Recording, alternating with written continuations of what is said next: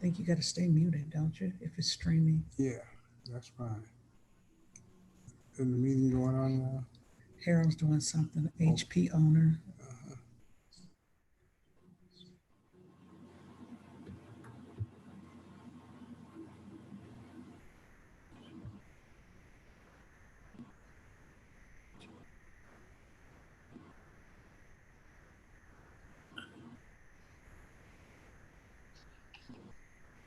Brother Green, Sister Green, how y'all doing? Okay, you on mute, just a second. There you are. Can you hear me now? Yes, we can. All right, good evening. Are we ready? Let me know when you're ready. You tell me when you're ready to start. Okay, good evening, everyone. And I guess, how many people we have on? So far, 11 people so far. Yeah, let's start so we can get it going. Good evening. This is a meeting of the Social Action Committee. And do we have Miss Rotina? Rotina, is she on yet? Yes, she is. Okay, I'd like to introduce, oh, Pastor, are you on? He's on. Yes, sir, I'm here. Yes, I would like to, Rotina is with Representative Kelly Alexander's campaign committee. And she's gracious enough to be with us tonight. Rotina, I would like to introduce you to our pastor and the members of our church. Pastor, Miss Rotina Campbell. Ms. Campbell. Hello. I know you can't stay with us all evening, but if you have anything you'd like, is there anything you'd like to say? I just want to say thank you just for the support and for putting this out there. We're definitely trying to reach as many people as possible to get the information out there and just have valuable information to give out. We do the Facebook Live Town Hall every Saturday. We try to have different guests on there every Saturday just to make sure we're just giving out information. So I appreciate you all pushing the information out as well. So I just want to say thank you for that. We all want to say thank you for that, the whole campaign. We really appreciate it. Thank you. Thank you very much for your time. Pastor, you have anything you would like to say? Just want to, thank Ms. Campbell. We've been communicating back and forth throughout the day. Thank you, Brother Green and Brother Gaines, for putting this together. I know that Ms. Campbell has to go. We're going to watch the town hall. But before we do that, while we have her on, I just want to know, does anyone have any questions for Ms. Campbell? Ms. Campbell, do you have a minute or two to entertain any questions they may have? Yes, I'll definitely answer as many as possible. Sure. Okay. Or what I can, I guess you would say. Does anyone have any questions for Ms. Campbell? She does come from the office of Representative Kelly Alexander. And so she can answer whatever, she can try to answer rather, whatever questions you may have for her before we watch this town hall. Any of you have any questions? I do have a question, and I know this may be answered on the presentation we're about to look at, but any idea if the city, Mecklenburg County, are they going to try to follow what the state does as far as returning to normal business, normal operation, or is there a thought that Charlotte and Mecklenburg County may do something different or look at what information says here about whether or not it's safe for us to return to business, or I'm just curious to know if there's any thought in regards to that, because I know the state, I guess it looks like they're going to come off, or the shelter in place will end next week. So just curious to know if you've heard anything with the local government. Right. Oh, am I on? Oh, yeah. Right now, from what I know, we're going to be working on going with what the governor says. But I mean, as well, and it is on the town hall that you're about to watch. I know some of the surrounding towns have been wondering, will we open up, and will it all open up according to that? I want to say right now we'll work on following what the governor says, but I mean, it could be changed if it needs to be, possibly. But some of that is also on the town hall. Absolutely. I did listen to the town hall on Saturday, and they did cover it into great detail. And that's what we will be seeing and hearing tonight. And they talked about it in phases. Yes. Mm-hmm. So it's definitely all on the town hall from definitely the experts with of course, Kelly Alexander. I'm sorry, that's my 1-year-old, the children are home. And with Mayor Lyles, City Council Member Braxton Winston, and then we also have our County Commissioner, Susan B. Harding, who's on there as well. So they're definitely going to go in more detail of what that looks like. Yes. Okay, thank you. You're welcome. Are there any other questions before we run the town hall? All right, if no other questions, Brother Gaines, can you go ahead and begin that? Yeah, just real quick housekeeping. I'm going to mute everybody. You can continue to chat via the chat option or feature in Zoom. So you can definitely, if you have questions or points to bring up as we're watching this, feel free to communicate using that chat. If you have any issues, technical issues, audio issues, video issues, it may be specific to your computer. So shoot me a message, but I did test this earlier. So it's good on my end, but depending on your internet connection, you may experience some lag or some choppiness with the video. So just keep that in mind. All right, let me share this.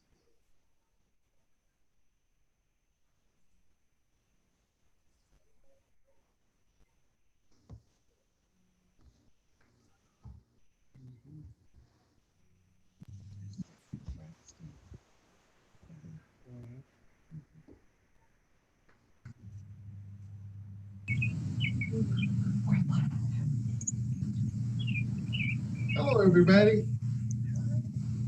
Hey. It's like I might need to shift your camera a little down.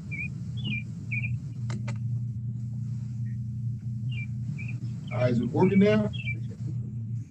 There you go. Perfect. All right. Good afternoon. This is Kelly Alexander, House District 107, Thelma and Byers Bailey. I keep getting Bailey.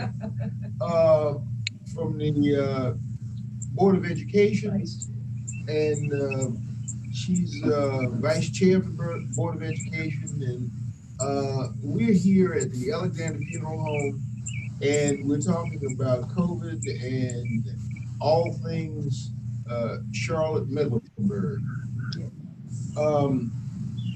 First thing, everybody's aware that the governor has extended the state of emergency through the 8th. Part of that extension is something that we all need to go ahead and get accustomed to, and that's the use of these face masks. Because not only is that being recommended in each one of the 3 phases that the governor has announced, but chances are, based upon the speed with which they are developing a vaccine and some other things, that we'll be wearing these face masks well into next year. As a result, I have downloaded from the CDC their handy guide to how you make face masks out of materials at your own home, how you wear them, what you should do. And there are 5 things that everybody needs. If you are making a face mask, even if you go buy one, the face mask should fit snugly but comfortably against the side of your face. The face mask either needs to be secured by ear loops. This is an ear loop, goes around your ears, or by a tie. And ties are, you just pull it up and you tie it in the back of your head, but you have to do it securely so it doesn't slip. The mask, if you're making it, should be made out of multiple layers of fabric. I suggest that you try to do it at least 2 or 3 ply. That helps. When you have that mask on, you should be able to breathe without restrictions. If you put on a mask and you're going, something's wrong. That mask and you are not working well together. You should be able to just breathe normally through that mask. The last thing about a homemade mask is you should be able to launder it in such a way that after it comes out of the laundry, its shape is not going to change and you can reuse it. Why is that important? Because if this mask has been exposed to the virus and there are virus particles in this mask, there are only 2 ways to get rid of it. Set it aside for 5 days without wearing it until the end of that 5th day as the particles die, essentially. Or you're putting it into hot water along with detergent, and that's getting rid of the virus particles. So, since I know everybody did not have an opportunity to really memorize all of this, go to the CDC website. All of what I've just said is in this handy download. Print it out and use it as a guide. And I believe that you will find that if you follow this, you'll be able to be a lot more safe and secure at home. Now, the governor said that he's going to extend this thing through the 8th. Then, at the end of that period, they're going to take a look at some metrics to see whether or not this spreading out is still going on. If it's still going on like they hope it's going to be going on, then they're going to loosen restrictions a little bit. Some retail services are going to come back online. Meetings, however, are still going to be limited to no more than 10 people. They're going to reopen the parks, and they are recommending these face coverings that I was just talking about. And they are going to continue to encourage teleworking from home. That means we're going to all have to learn how to use Zoom platforms and WebEx platforms, and we'll be meeting more remotely, kind of like we're doing right now. Now, we don't know how long phase 1 is going to last. I would suggest that that's probably about a 3-week period of time. They will review at the end of that week. And then we'll go into what's called phase 2. Phase 2 can last up to 3 weeks. They will review to make sure that we have still flattened that curve, that haven't been any sudden flare-ups. If everything continues to work during that phase, there'll be a limited opening of restaurants, bars, and other businesses with reduced capacity. And that means that we're going to be slowly getting back to where we were before COVID. Playgrounds will open, but again, there will be restrictions on nursing homes and what is called congruent care settings. So anybody that's it's in a nursing home that's in a congruent care setting, even under phase 2, they will still be under much more stringent regulation. And during phase 2, they're going to increase the number of people that will be allowed in gatherings. Phase 1 was no more than 10. Phase 2 will be at some number that they have not announced yet. I suspect it'll probably be somewhere between 50 and 75 if everything is running smoothly. Phase 3, again, after that phase 2, 3 weeks, phase 3 will be a 4-week period where restrictions are become looser again, and they keep monitoring to make sure that there's no sudden return of COVID, that we're not having a lot of additional hospitalizations or deaths. The big thing about all of this is that if everything runs smoothly from the 8th all the way through phase 3, you're looking at somewhere toward the end of July, the beginning of August, before we're back to a qualified normal. And I say qualified because we'll still be all looking like stick-up artists wearing masks.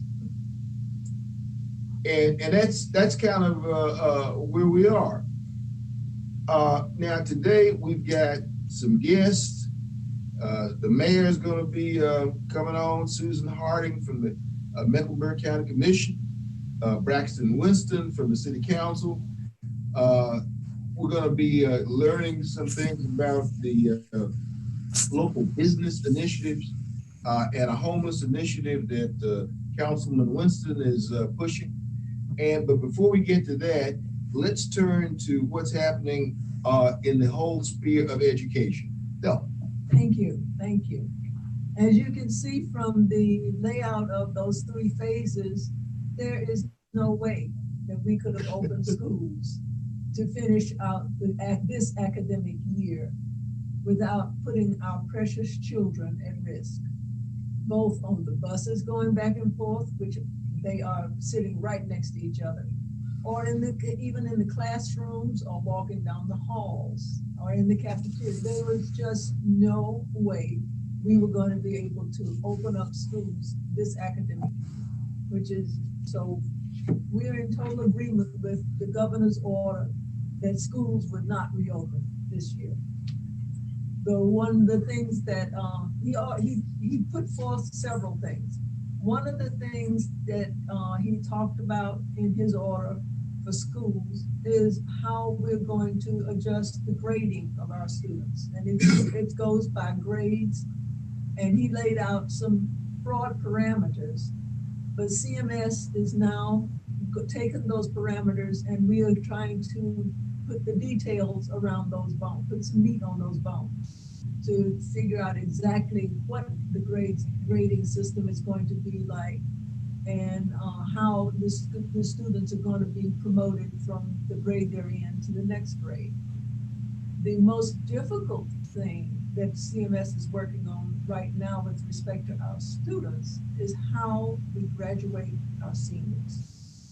And in order to do that most equitably, CMS has called forth a task force, a graduation 2020 task force, to determine what we're going to do about graduation. And that task force is made up of parents, teachers, principals, community superintendents, and administration, but most importantly, students. And they are going to bring back to CMS what their best recommendation is, given all the considerations and all the limitations that we are facing. So that's a stage 2. We have not canceled graduation. We just don't know how and how to accomplish it. But we're trying. We're really trying.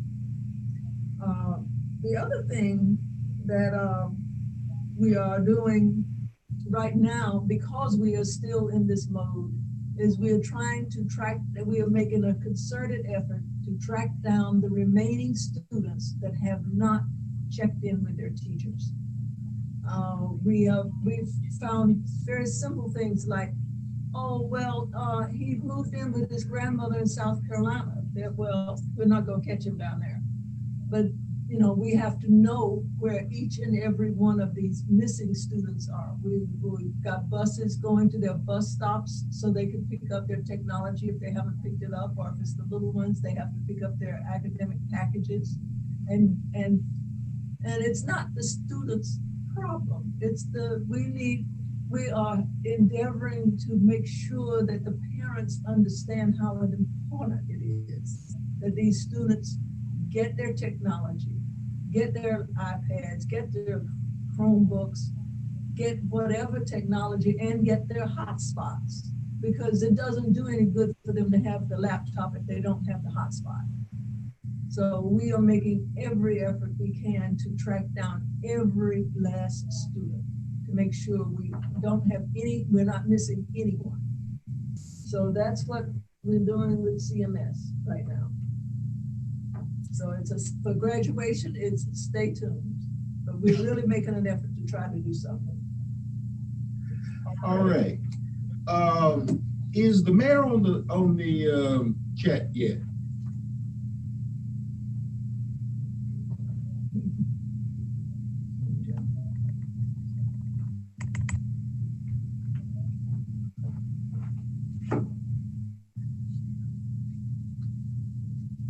Mayor Lyles?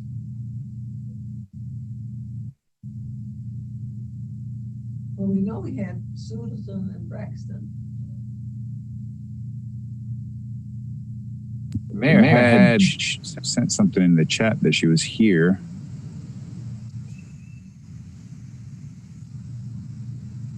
Okay, I'm getting a signal that says something is delayed. Well, I tell you what, Braxton, you seem to be hooked in. I'm here. I'm here. Yes, sir. Okay. Yes, sir. Well, since we were having a little technical difficulties with the mayor, why don't you share with us your homeless initiative? Well, I wouldn't say it's my homeless initiative, but we are at the city. I think I'm glad we have Susan on here, but we are working with the county to figure out how do we deal with the homeless situation. I wouldn't say it's something that is new or growing, but it takes on a different type of urgency, at least in my opinion. The need to deal with it. If anybody's been to North College Street, just on the north side of 277, right there behind Urban Ministries, you see a growing tent village, basically growing by the day. And we know that in this time, this COVID reality, the number one prescription for staying safe and keeping our entire community safe is having a safe and secure home for people to go to. And that is not the case for too many people in Charlotte, anywhere, but specifically in Charlotte and Mecklenburg County. Those tents are right up against each other. It's impossible for folks to socially distance. I know board member Byers-Bailey could probably attest that there's a large number of homeless children and transient people in transient populations. So it is really important that we keep those folks, our arms wrapped around those folks. So from the city's perspective, what we are doing, we allocated $1.3 million from the CARES money that we got from the federal government. And that is directly going to support 8 months of hotel payments for homeless people that the county is facilitating getting those rooms and along with other partners. But I think we need to do more. That's a conversation that we're having right now. What I'm pushing I think the most immediate need is getting homeless people and people that are in dangerous home situations, those folks that are living, for instance, in domestic and intimate partner violence situations. We need to get those folks safe homes. So I would really, we met for the first time in our task force this past week. And what I propose is having a 30-day plan to drastically increase our supportive housing and our supporting housing stock, as well as our I'm sorry, I'm blanking on the term. But there's a transitional housing, transitional housing and supporting housing. Those are the products I think that are really needed right now.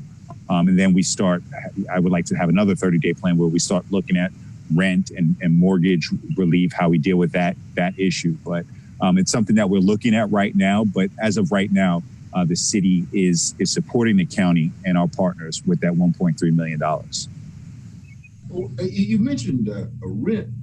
I know from some of the discussions that I've been involved with, people are concerned that even though they can't be evicted right now, that when things start getting to be a little bit more normal, that they're still going to owe late fees. They are going to owe a lot of back rent. I mean, is there any discussion at all at the city level about how relief for renters can be worked? Yeah, absolutely. So with that kind of relief package that we passed a couple of weeks ago, there is money in there for mortgage relief, rental relief, as well as security deposit help for folks that can move into housing right now, but just need that help. Look, nobody can tell the future, of course, and I'm not here to be a prognosticator. But I think while yes, we will have the issues with the courts and everything like that, I try to think a little higher level. We have to be honest with ourselves. This is structurally going to change a lot of things, especially the real estate market. Right now, a landlord might say that rent is $1,200, but if that resident is saying it's $700 this month because that's what they can get, well, that's kind of what it is. And so ultimately, what you have to look up, right?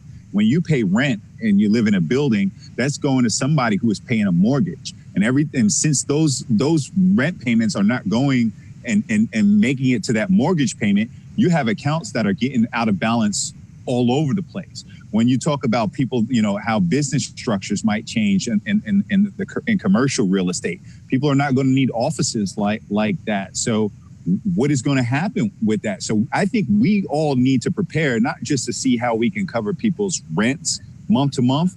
We really need to understand how the entire real estate market is going to structurally change, and how do we operate and implement policies and practices and strategies to stabilize everybody. Because when we talk about affordable housing, all of a sudden, think about how everything has changed. All of a sudden, the AMI has changed, right? The area median income, right? It's not $70,000 anymore.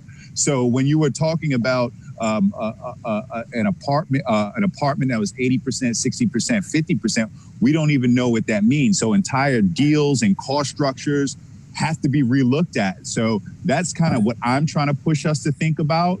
And now there are so many more people that need affordable housing, right? Because people are literally out of job, people that were never kind of fit into that category before. So we have to completely relook at how we approach this and look at all the equations, plans that we had in place, because they're just not relevant anymore. I believe the mayor is dialed in now.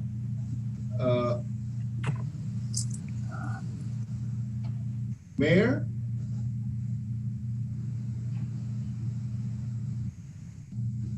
Mayor Lyles? I think I don't see her here. So is she might be joined as a guest, Aisha, or Is there any way to promote her? Because I don't see her showing up. She's in here as an attendee, so she's watching it. So she's not here as a panelist. So if there's a way to promote her as a panelist, or if she can join as a panelist from a different link. So she's just watching us. Okay, that explains the technical issue at the moment. Let's go ahead. Susan, are you still with us? Oh yeah, I'm here. Well, while we're trying to figure out this technical mess, can you share with us what the county is doing to help small business? Yeah, so and I'm glad to do that. I do want to say just tack on a little bit in terms of what Councilman Winston was talking about in terms of the for homelessness, and you were asking, what's going to happen in months going forward. I know that the Charmec Response Fund that raised almost $17 million, a lot of that, I think that there's going to be relief through that fund that's going to be channeled through nonprofits as well. So I think that you can expect to see some more relief programs coming online as that funds and as those funds become available too. So, but let me tell you about small business. So the first act that the Mecklenburg County Commission did when we met after we instituted the stay-at-home, after the mayors instituted the stay-at-home order, was to allocate $6 million, $5 million for a small business stabilization fund, a loan program, and $1 million for a micro business loan program.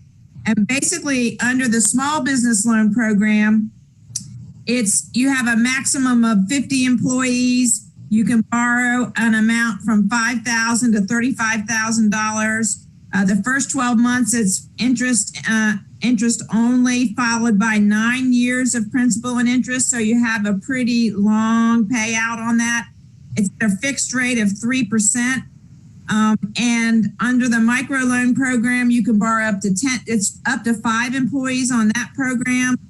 And it's up to $10,000. And so just so you know, the funds have been a big, they have been the programs have been very engaged, or people have been really trying to access those programs. Right now, we've received 293 applications for those loan programs, and we've made the lender has made 98 loan decisions and allocated 59 loans for a size of $15,000, an average size of $15,000. So the approval rates hovered around 60 to 65%. So we've asked for, a wide, we want to make sure that lots of people can get access to this. And so, so we've kind of asked that, specific requirements that are technically stringent kind of have been relieved a little bit. And the whole point of this is to provide people with working capital so that it buys them some time before the state programs get into effect, and of course the federal programs. So this isn't meant to be the only program, but this is meant to just kind of get them to the next level so that when the federal programs kick in and whatever state programs kick in, this will provide that kind of working capital bridge to the next level. So if people want information, they can go to the Mecklenburg County website. There's a really clear explanation about how to apply. Of course, you can always reach out to your county commissioners. We're here to help. So please reach out to us. That's it, Representative Kelly. And I also have some information about Drive Up Church. Would you like to hear about that? By all means.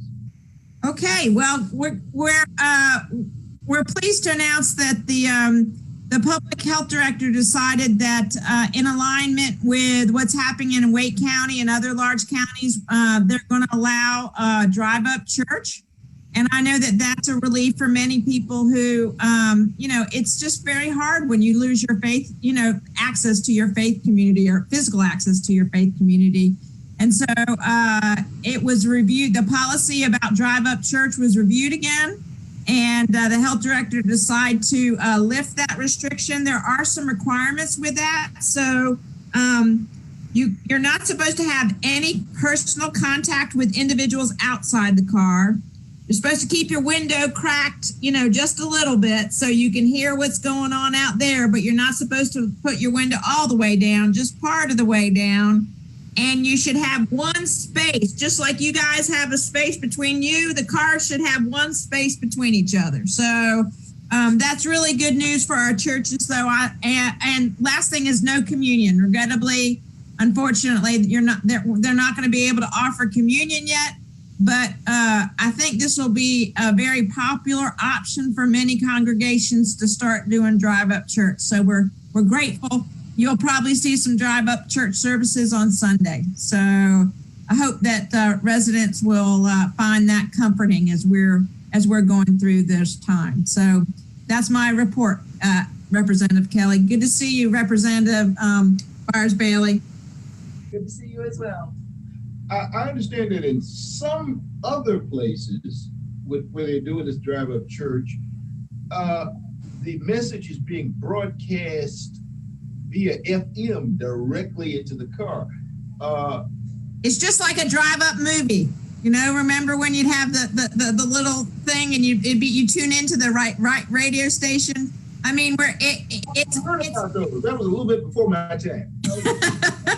Well, I mean, you know, I think that many, you're right. Many churches are finding radio stations that'll simultaneously carry their service, and so it can be broadcast into the car, which is great.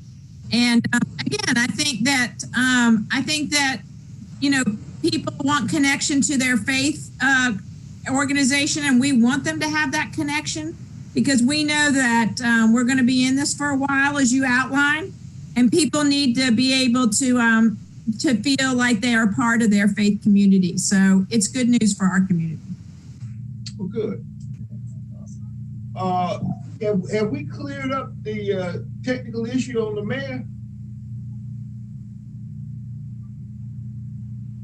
I'm getting signals that say we have, but I'm not hearing anything. Mayor Lyles, are you there?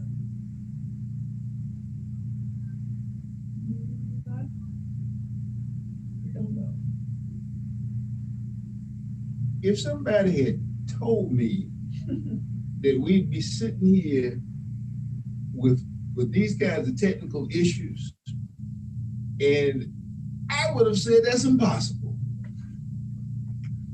But the impossible is happening every day, isn't it, Sue? Welcome to live TV. You know, this is what I've been doing for work for about 15 years. So now everybody's getting a crash course. We usually have a truck with somebody who's just in charge of audio, somebody just in charge of the light.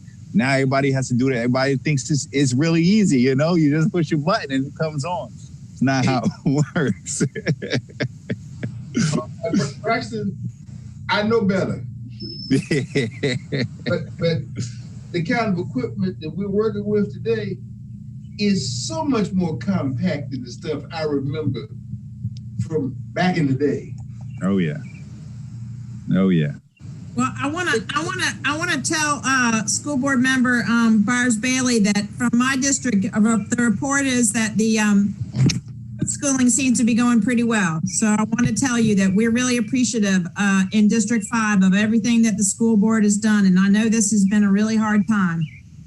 Well, I'm glad to hear this. I really am. I know I am certain that our parents appreciate the teachers that have been working with their students. And we will have, I'm sure we're going to have, as we move forward into the years in the future, we'll have no problem with the parents actually, whatever our teachers need. Well, as a parent who has a child in the system, as well as I said, somebody who teaches teachers, I think that, as I said, I've been so impressed how CMS has managed the switch, and I also go out to volunteer and provide and pass out the lunches. And boy, that lunch program has just seemed to have been incredibly successful. And it's well appreciated by our families.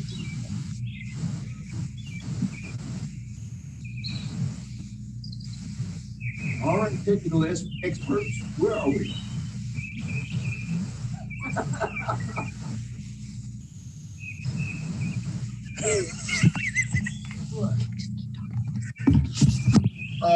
Hey, Braxton.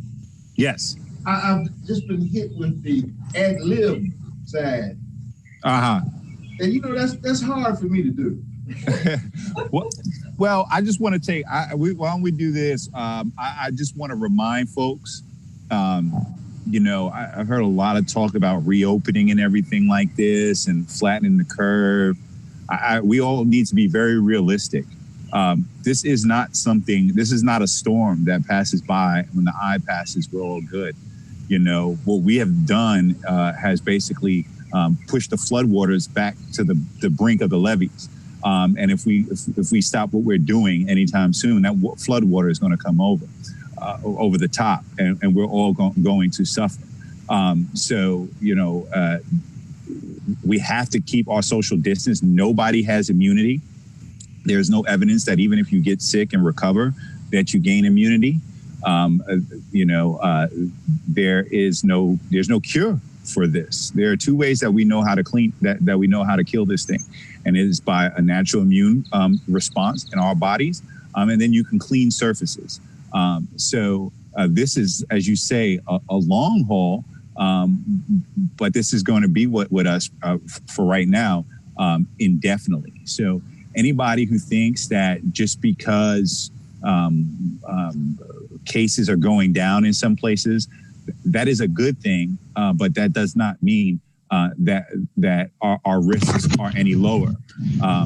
You know, what's happening in different states is concerning because when you have flare-ups, that doesn't just affect a certain locality, that affects potentially the world. So we have to be ever vigilant. We will find ways to, like I said, deal with the structural changes that are coming to get people the things that they need. And we're going to have to work together to figure that out. I think we got Vi here, so that's why I stopped talking. Hey guys, I think we got her. Sorry about that. I've been doing these meetings for a couple of weeks now, and I should have this all down, but somehow on this one, it was just a little bit more difficult. So thank you for having me. And thank you, Kelly and Thelma and Susan and Braxton. You guys have been doing a great job because I've been watching you as a participant in the call. And I don't know if you have any chats or not, but ignore the ones from me. I have been instructed by Representative Alexander to talk a little bit about what recovery looks like and reopening looks like. And I think that Braxton has made the point that recovery and reopening are very different things, because I don't think that we'll ever get back to just reopening things as they were. You can already see the predictions for the winter season when we have the flu and we have the coronavirus at the same time, and what they're talking about nationally. So, but I want to also say a couple of things. So I'm going to start about how we see what we're working on now. And a lot of this, I know Braxton and Susan may already know. And I would expect that what we're trying to figure out is think about the restaurants. They're in a restaurant association, but they are really under the guidance of the public health department from the state level. How do you clean a restaurant? How do you maintain a restaurant? All of that comes from the State Department, from Health and Human Services. So they will figure out those rules, and then they will tell the restaurants in our county what they have to do. And those rules, just think about how you have to have a restaurant that you're going to host people in, how you're going to interact with them. So that's why I say recovery is a little bit different. Rules will have to be written to make sure that the public stays safe. And I heard Representative Kelly talking about the governor's program, and I want to think there's one really important thing that we need to remember. He said that May 8th would be the date that we would change our stay-at-home policies. But he also said two things. In addition, he said we would need 14 days of decline in the number of cases in order to do that. And fortunately, we're on that trend in Mecklenburg, but there's also the possibility that we may not get there in 8 days. And I know that the towns surrounding us, you've seen the news on the towns surrounding us, several of those town mayors, they're like, we need to open for business. But I sent the governor a letter before he made his decision, and I said there are two things that really we have to be concerned about in Mecklenburg. One, we have over 30% of our population are African Americans, and we know that as Black people, we are more vulnerable. And then the second thing that I said about that is that if we don't have a way to solve the problem of access to health care in our African American communities, we're not going to ever be able to resolve some of these tough issues. And the second point that I made is that we know that nursing homes are absolutely one of the, it just pains me to think about it. So I had a session last week on the virus. I do one with a number of mayors across the country and the world once a week. And they had a session on nursing homes and assisted living, as well as senior congregational spaces. And that's like our senior high rises where it's people are renting and having their day to day. And they said that there are particular efforts that we need to have underway, no matter what we do, to do this. And there were some that were basically making sure that there was health care available to both of those groups. But there were also things that we could do as neighbors that many of us don't think about. But there are a lot of communities that have organized to prevent people that are seniors from being isolated. Because this is a time that you can have these issues of mental health and stress. And one city I looked at particularly, they have a neighborhood calling line that they've actually got neighborhoods to adopt senior centers and to call and make sure that those seniors are getting what they need, that they have food, they have someone to talk to. Even if you just call to tell them good day, you can sense if you have a relationship, how they sound. So this is about recovery and doing things in a different way. And I think everybody in this community is going to be asked to participate in a way that's very different, especially where we know we have vulnerable people to this virus. And then you also asked me to talk about small businesses. I am sure Susan went through all of the details of the county program, and the city adopted a program just mirroring the county's program along our corridors. And our corridors are primarily those places that we're all familiar with, the east side, the west side, both west side, West Boulevard and Beatties Ford Road, Albemarle Road. Those are sort of the corridors that we have to focus on because of the source of funding. But at the same time, for several weeks, we've been talking about how do we get small businesses, the beauty shops, the people under 5 people, the barber shops, how do we get them access to the federal funding under the PPP, the Payroll Protection Program. And so we are hoping next week to have a program with the credit unions and Mechanics and Farmers Bank, Self-Help, who's also combined with Legacy, to have a webinar on how to fill out these forms. I grew up in a family of small business owner, my dad, and I remember trying to figure out the paperwork and getting it all in order just once a year for tax purposes. Now you have to do it not only just for tax purposes, but in order to get through this 2-page application. And everybody should know it's just a 2-page application, but you have to have some facts and figures to be able to complete that. And so we're hoping to talk about how we can help people get access to the federal funding before it completely is lent out. And I think that Representative Alma Adams, I'm grateful for her leadership in the House and for her support of this effort. It makes a big difference. So the other thing about small businesses is to begin to think about which phase of the governor's plan would you fit in as you begin to think about opening, because certain folks will be allowed at certain times. And so particularly a lot of our what I call high touch services. If you're in the high touch business, it's going to be a little bit longer. It's going to be a couple of weeks more. And so plan on that. Know that there are differences of what we need to do.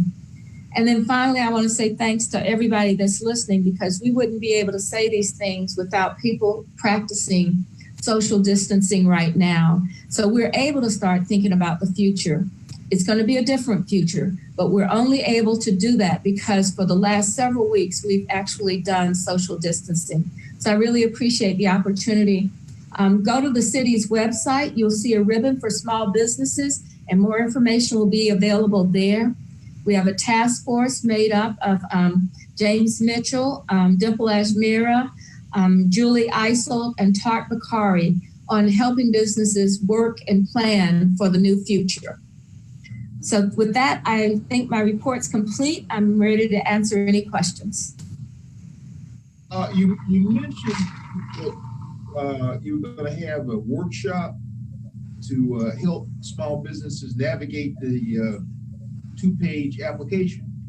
I wouldn't call it a workshop, Representative. I call it a webinar because we are going to practice the social distancing again. So a lot of it will be the idea that we would like for people to go online and look at that, but we need to figure out additional ways to have that go out as well. So hopefully we'll continue to look at different ways to communicate, because that's what's going to be required most of the time as we go forward.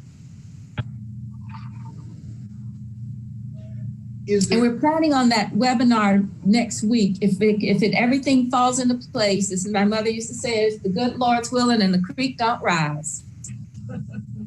Well, at the rate at which federal money seems to be disappearing,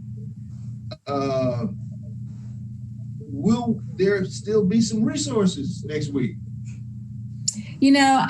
I do believe that there will be some resources. We've been combing through our budget, and the county has done a great job. I think that they're considering increasing their commitment to their small business program. And we certainly are looking for the funding that we can do locally for loans. And I think that we will have money, even it may not be federal money, but there will be money that we hope will be reserved particularly for our community, for our city or our county.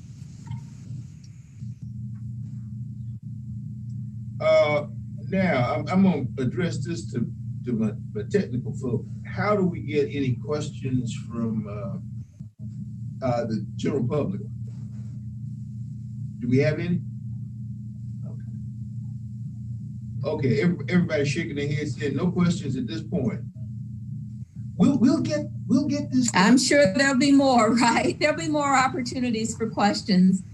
If I get in my email today, I'll send them all to you, Representative Alexander. I get a number of them.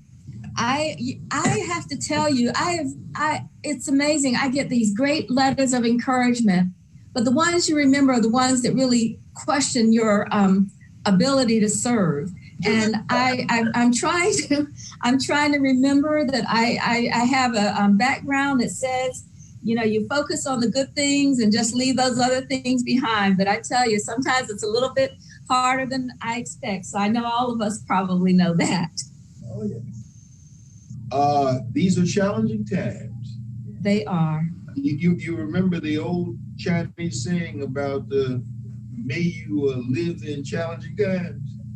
I now know what we meant by that. I would expect that, all out of the 4 elected people here today, that if we looked at the occurrences in the last 3 to 4 years, there are probably not many times that you could expect to have these kind of large social incidents that have occurred. I always thought that Charlotte was growing and would have a really great opportunity to become a big city, but big cities come big challenges, and when they're national, it's even more difficult. Well, to that point, Vi, I think one thing to think about is that cities are going to continue to grow, right?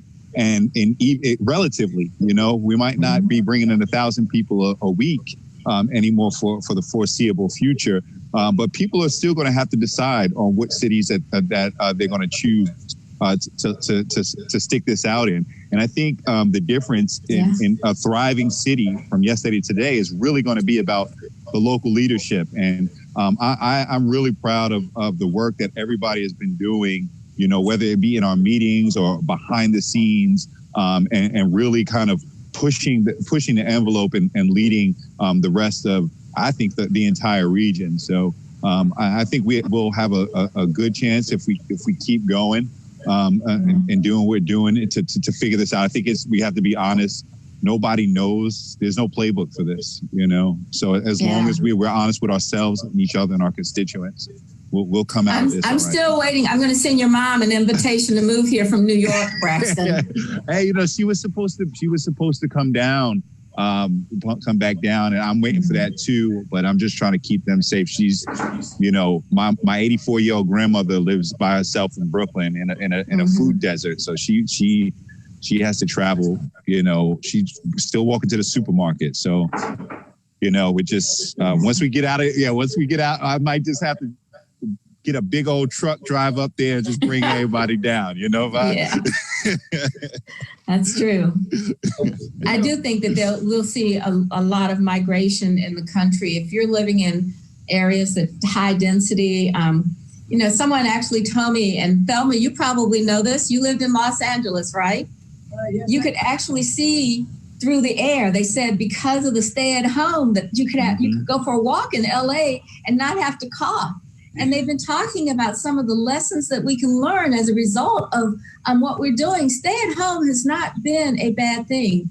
I think the traffic congestion, better air quality, a sense of reconnecting with family and friends, and as they say, faith, family, and finances. It's not a lot of money going out if you're sitting at home just watching Netflix over and over again. Yeah. So you might be able to save a little bit of money. Your finances might be better. You can sustain your faith with readings and participation with the drive-in or virtual church services or houses of worship services.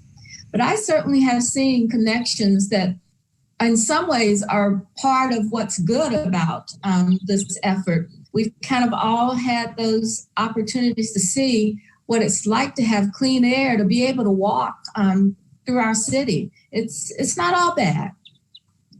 We have a question, and it's about the RNC and how we're going to prepare for appropriate social distancing and how we're going to, try to make sure that we don't have a biological time bomb going off. Well, I have been consistent, and I've talked to the governor's office about this a great deal. We will follow the guidelines that are in place for social distancing. The convention's in August, and if whatever the rules are for the state, that's something that we have to be consistent and deal with. So it's not up to us to decide how to do it. It's up to the people hosting the convention, the local group and the national group, to just follow the rules that we have in place. I think we'll have a pretty good discussion about this on Monday night. We have an action item on our agenda that relates to the security grant, the $50 million from the federal government. And I know I'm planning to say something. I do have my views. Obviously, it's I made myself clear a couple years ago, but this is a different time, and it's not about politics anymore. I think for the sake of our democracy, and to be completely honest, the trajectory that we are on from a national perspective, there's nothing in my mind that tells me that we're going to have the testing in place, the contact tracing in place, and the ability to segregate infected people from uninfected people, sick people from non-sick people. So I don't see us having any type of mass gatherings anytime soon in this nation. And for the sake of democracy, I would encourage Charlotte, Milwaukee, the RNC, the DNC, and both planning committees, host committees, to figure out how to do a virtual convention. The RNC, in my view, is that for democracy's sake, we have to make that work. And the RNC is certainly welcome to have that hub here and run that virtual convention here in Charlotte. But I don't force. We have to be honest with ourselves. It's mass gatherings are not going to happen. Like you said, you know, if we have one stadium full of people, that could mean a lot of bad things for the entire world. And our country has not made the steps to get anywhere close to have mass gatherings this summer. And so I think that Braxton makes a good point. If our mass gathering rule says it's 50 people, it's 50 people. If it says it's 100 people, it's 100 people. So it's definitely going to have to be whatever we decide as to keep our community safe and well, that's what we'll have to follow. Democracy.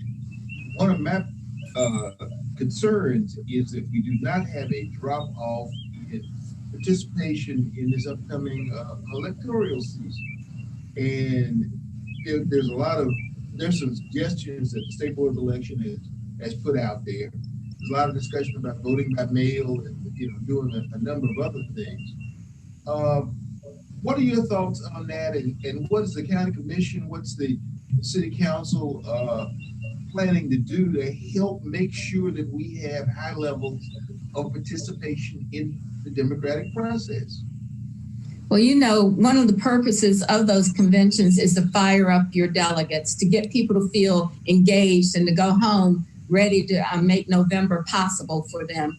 I've heard a number of things talked about, but I think it's radically different. The purpose and intent of it is not likely to be able to bring all of those delegates in and leave them ready to go out to volunteer. So we've got to look at alternative methods. And I'd love to hear what you think about or what the commissioners think about the idea of allocating funding for mail-in voting. Now, I know Oregon has it, and I can't remember, there might be another state that does it. But in these, if you really say that it's not possible for people to have gatherings, if you can have a way to have polls opening, if we look at what happened was it Michigan, where the 5 polls, because they could not man the polling stations because elderly people are retired. I shouldn't say elderly. Retired people are usually the ones that work the polls. I can't imagine the job that would have to be tackled, but I know it's one that's absolutely the most important decision we can make is to get people out to vote in 2020. So I don't know what the Board of Elections is thinking about, but I think the money spent to get absentee voting to make it easier in the state would be well worth it. It would be great to vote by mail. I don't expect that to happen in our state. I don't know what we can do countywide to make a big difference, but it is absolutely important. It's going to change the trajectory of this country if we don't get out and vote this November. So I don't know, Susan may want to address that. Well, I think we can see what, if any of the voting by mail happens in our state. I know that there's federal dollars allocated to the states to deal with the voting situation in November. I can tell you that in Mecklenburg County, we allocate funding for voter engagement. And I can't think of a more important thing that we're going to have to absolutely make a commitment to as a community to shift our resources to make sure that if we end up having to do a significant absentee kind of situation, that we make sure that we have people are clear about how to engage that absentee process. And so it's something that we're going to, I can tell you, we've already asked for a presentation already from the Board of Elections. So it's going to come on our docket soon because we want to get prepared early for making sure that in this in our next budget that we're doing what we need to do to make sure we have people have the education necessary to get to vote the way they need to. So, and to that point, what Commissioner Hart had said, voters need to know that there is already a vote by mail option. Like we have that option right now. And correct me if I'm wrong, but every voter in North Carolina can go and register for an absentee ballot right now, and one will get sent to you, and then you can mail that in once it is sent to you. So, you know, one of the things I've been saying with this whole COVID response is citizens, we have to I'm not speaking as a council member right now. I'm speaking as Braxton Winston. We as citizens have to find ways to organize ourselves, right?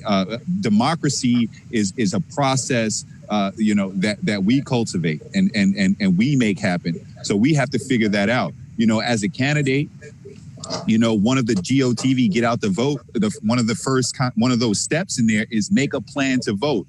And it always seems so kind of weird to me, like, what's a plan to vote? You go and vote. But now it really does make sense, right? How do you talk to your family? How do you talk to your circle of influence? And how do you make plans to deal with the reality if nothing does change, if the rules don't change? Can we get those absentee ballots to all of our family right now? How do we do that? So start making a plan to vote right now. There are things that we can do to ensure that you have the ability to be represented at the polls, regardless if you're able to be there physically. Well, and something that's Representative Alexander, one thing that is an upgrade is we can now vote. You can register to vote completely online now. And that's really, we've been coaching our students at UNC Charlotte how to access how to register to vote you can do that totally online now. So that's a great thing. And the last thing I'd say is I'm not sure that I could actually see a scenario where voter engagement is actually going to be very high this fall. I think people are engaging with their government in ways they never have before. Suddenly, what Mayor Lyles said was absolutely true. You really see the importance of your local government. I think people are going to be. There's going to be a lot of interest in voting this fall, I think. Well, it's going to be important because, as you know, North Carolina is one of those purple states. And now, you know, I always say everybody should vote. But I think this year we really particularly need to be able to do this. And so I get concerned about, you know, at one time you could take the voting, you know, and it was done well and done appropriately to take absentee ballots into our senior center homes, to take them to our senior daycare centers, because those votes, the people there, they fought to vote. They died to vote, and they want to vote. But if we make it difficult for them to vote, then they don't. And so those are the kinds of engagements. It's not like everybody is in the same lane, and every lane is going to need a specific effort to make it happen. And I think that all of us are very aware of that. And I think that whatever we have to do to make it possible, so that people that, as we know, especially Kelly, people that died for us, have the opportunity to be remembered because we cast a ballot.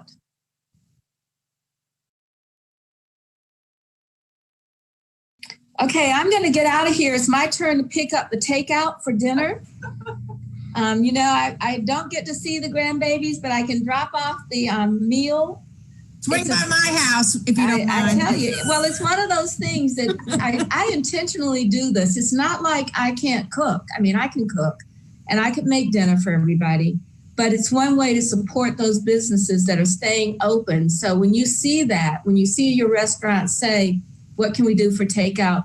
Try to figure out a way to spend a few dimes with them, because those dimes are counting. I'm looking forward to working with all of our restaurant and hospitality folks as we come to ways that we will have a legislative package.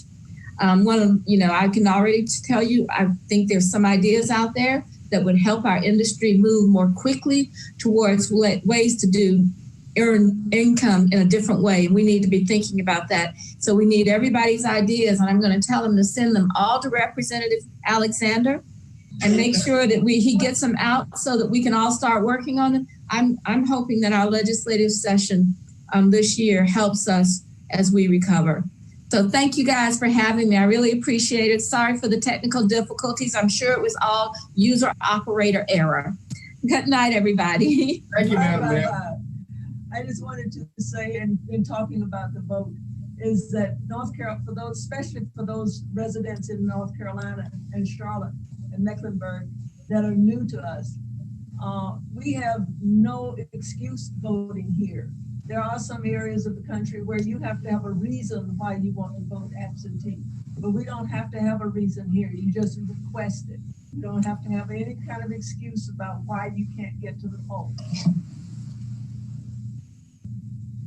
We've got one other question that came in, and that was about staying home in the surrounding towns. There seemed to be some kind of a difference in opinion between Charlotte and Huntersville and Ben Hill, places like that. And so the sensible question is, can the county commission impose a more stringent stay-at-home order countywide? No, actually, the way, and I've just learned this, that the way it works is that it's actually that when you're in an emergency management situation, your state of emergency, it's actually the mayor's under that situation. So if the coalition of towns and cities falls, if towns decide they want to go their own way, it'll actually come into, it'll be about the mayors and what they want to do in their own areas. And so, of course, the statewide always trumps. I mean, what the governor does is, his order carries over the whole state. And so, whether, it really becomes up to the mayors at that point. So that's the way the law works. Yeah, my understanding is that we could make it more strict, but the most strict restrictions apply. So in this case, the governors apply to all 100 counties, and if certain counties wanted to go more strict, they could. With what Commissioner Harden said. It actually, it is, and a lot, when you don't have agreement of all the towns in the county, it actually goes to the city level. So it ends up either being the city and the towns that decide. So, as a commissioner, I don't have a lot of vote on that one. Well, and I know that the governor's orders all say that whatever the localities' rules are, if they are more stringent than the state announced rule, the localities' rule is what you'll have to follow. Correct. And what I would say, Representative Alexander, is I was really proud that we all came together around this. We have that. I was really proud that, everybody pulled together, and I'm really hopeful that I know the county manager and Gibby are working very hard to keep the coalition together of the towns with the cities. And so we'll see what ends up happening on that, because, it really sends a strong message that we're one community and we're all in it together. And so we're really working hard to keep that the way it is. Folks, I want to thank both of you. Snap. Waving something in the background. I think we got one more question. Oh, okay. Something about universal testing. That's the question. Okay, now I've got an answer to that, but I want to see if you got one. Well, again, I'm no medical expert and I'm no health professional, but using common sense and understanding what's going on everywhere, we will not have widespread testing until we have a national program for that. There are many different types of tests you can get, whether it be from antibody tests to the COVID tests, the different types of COVID tests that are emerging.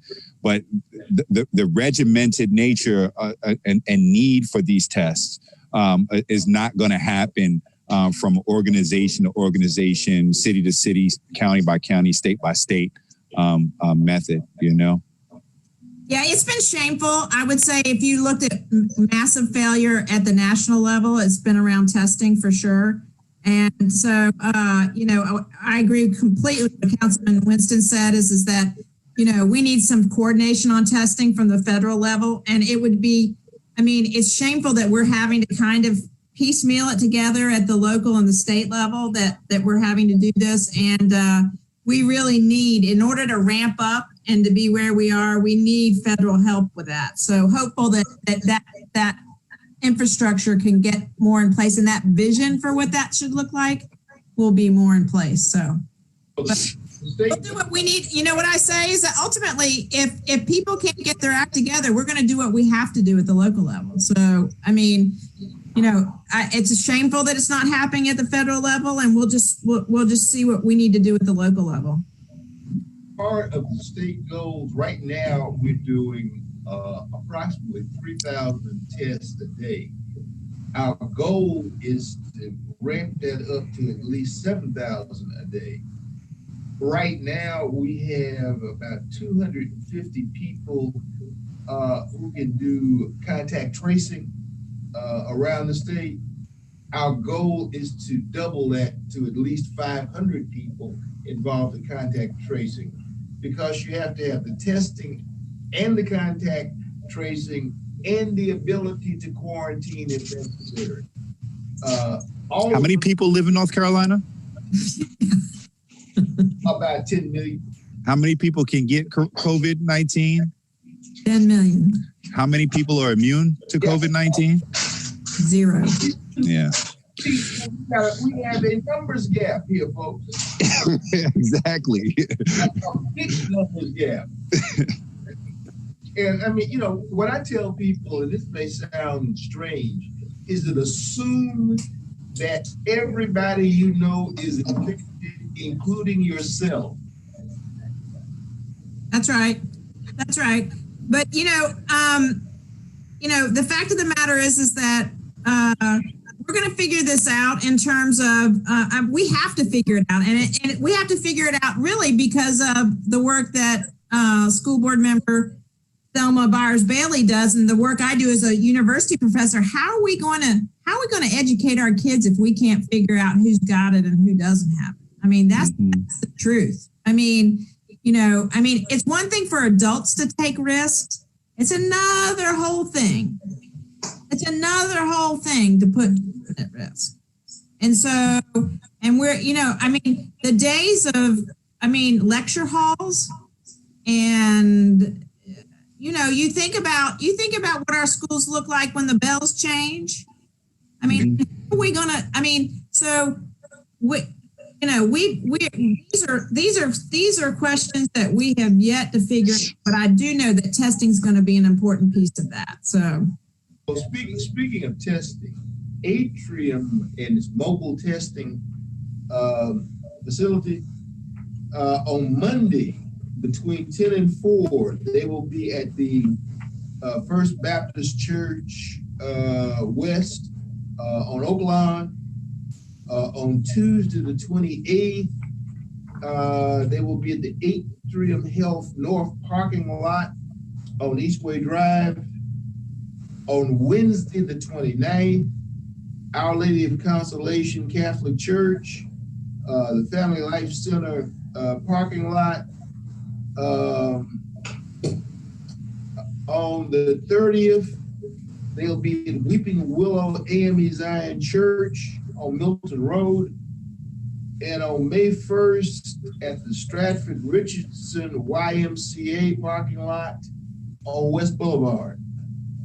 So can I chime in here a little bit, Representative? We fought so hard to get this testing, on east part of Charlotte and the west part of Charlotte.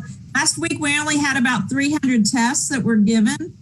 I really would love everybody to really push this testing. You can really, even if you have the slightest symptoms, come out and get a test, and they're going to test everybody, and they're not going to charge you. So, it's like, and they're not going to check your immigration status.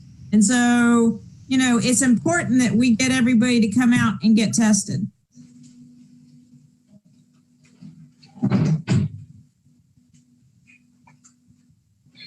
Looks like we may have lost the host here, Commissioner Hardin. I think we were just about to be wrapping up, and the mayor does not know that she is still logged in. So with that said, this might be a good time for us to sign off. Let us know if you have any questions. hit us up with a message or in the comments of this live feed. So thank y'all for joining us. Bye. Bye.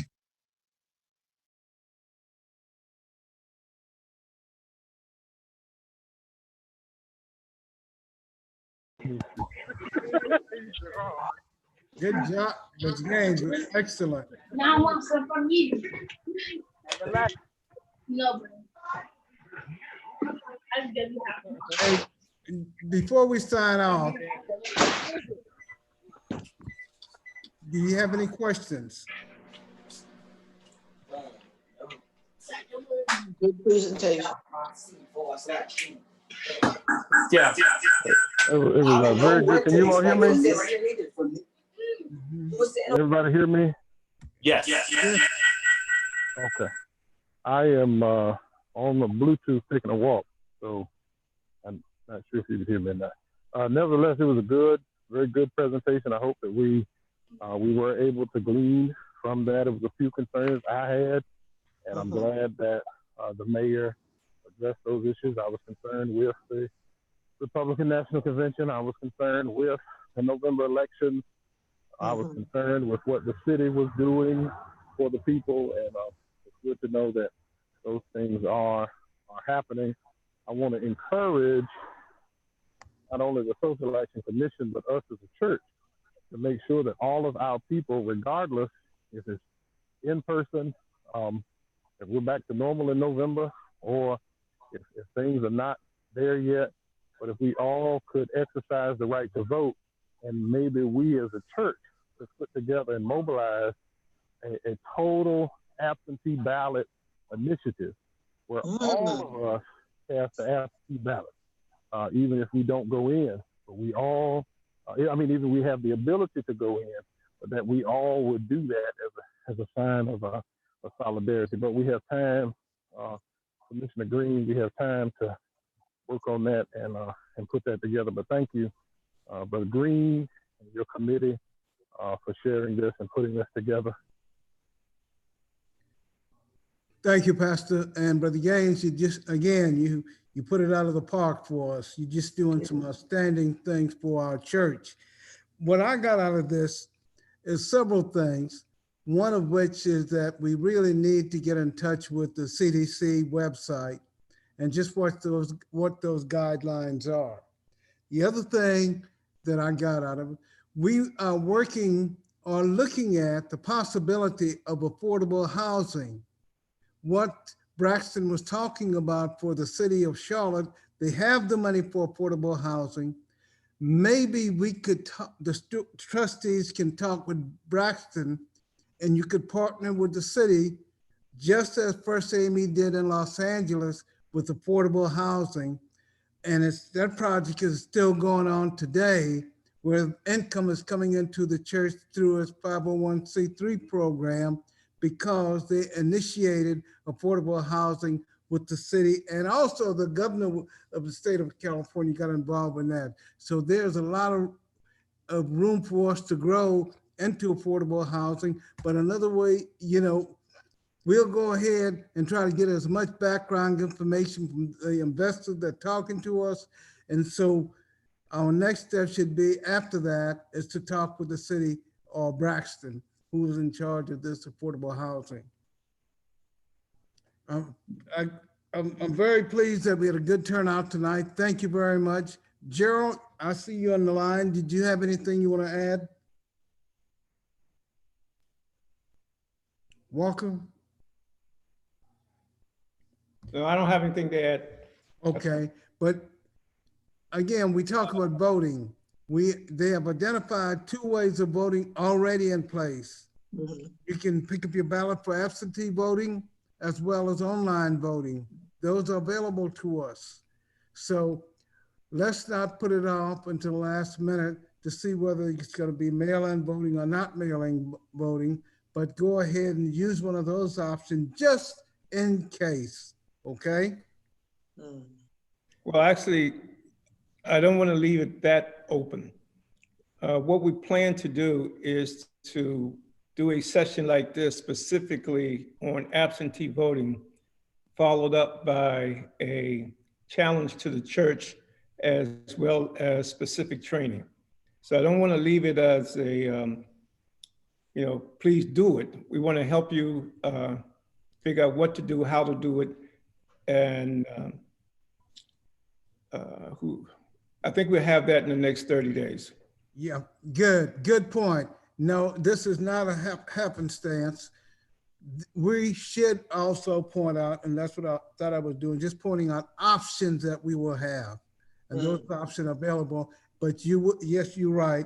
We will be training our congregation on those options that's available to them. Appreciate that input. Anyone else? Is Sister Haig, I didn't see you on the call tonight. Are you there? She's not on the call. Okay, good. Well, Pastor, unless you have something else, I don't have anything. Brother Gaines, you have anything, or anyone have anything else to say? No, I don't have anything else. Appreciate it, man. Thank you very much, Brother Gaines, and thank all of you for participating tonight. God bless. Thank you. All right, Thank you. Brother Bye. Walker. Brother Walker, are you still with us? He jumped off. Okay. Then Brother Gaines, if we don't have anything else, we're going to close out in a word of prayer, but let me remind you that on next week, our session on next week deals with finances, and I guess the Commission on Stewardship and Finance will sponsor that. It deals with finances. Dr. Nate Dunlap will be our guest, and I can't remember right now the name of his workshop, but it deals with our finances and our credit. Raises a wonderful question. We always quote the scripture from Deuteronomy that you shall be the lender and not the borrower. But how can you be a lender if you've been an irresponsible borrower? So he's going to deal with our finances and our faith. So he's going to do 2 weeks of that. So let's pump that up. Let's share that. Let's get as many of our members on as possible, especially our stewards. We've had these for this is our third one, and we have very low numbers of officers on the call. So let's make sure that our stewards for the game, let's make sure that our stewards, if nobody else, our stewards are on here. Okay, well, y'all have a wonderful evening. I have a Thank question. you all for getting on. Yes.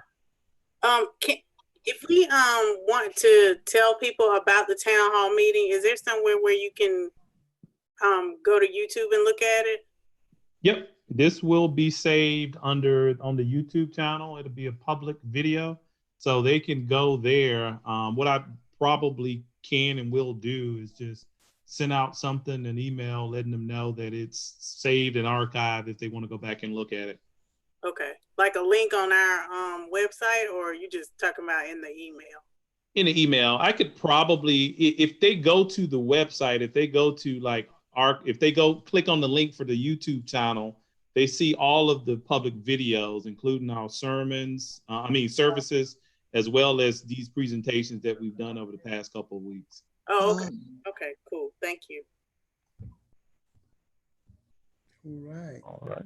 If no further questions, Brother Gaines, will you close us out in prayer, please? Sure.